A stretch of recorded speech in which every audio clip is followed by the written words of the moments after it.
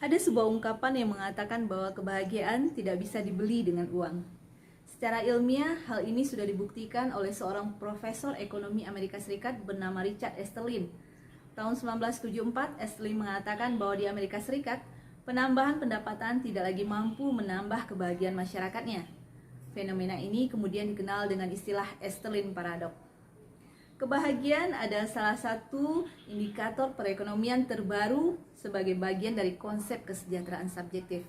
Faktor penentu kebahagiaan ada faktor demografi dan faktor ekonomi.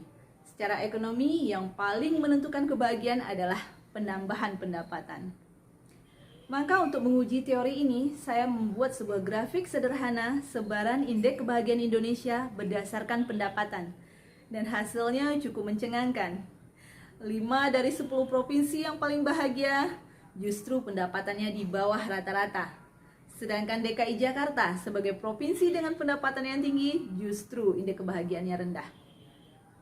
Hasil penelitian terbaru mengenai hal ini mengatakan bahwa di Indonesia, tahun 2021 penambahan pendapatan tidak lagi mampu menambah kebahagiaan masyarakatnya dan sudah terjadi fenomena Esterlin Paradox di Indonesia. Namun berdasarkan grafik yang telah saya buat tadi, hal ini tidak bisa digeneralisasikan karena kita menemukan juga banyak provinsi-provinsi yang bahagia memang pendapatannya tinggi dan provinsi-provinsi yang kurang bahagia memang pendapatannya masih di bawah rata-rata. Hal ini terjadi menurut saya karena penelitian terdahulu melakukan penarikan sampel terlalu global sehingga kesimpulan yang dihasilkannya bersifat umum dan sulit untuk menjelaskan fenomena-fenomena yang terjadi di lapangan. Oleh sebab itu, untuk menyempurnakannya, saya akan melakukan analisis model kebahagiaan Indonesia berdasarkan tipologi klasen.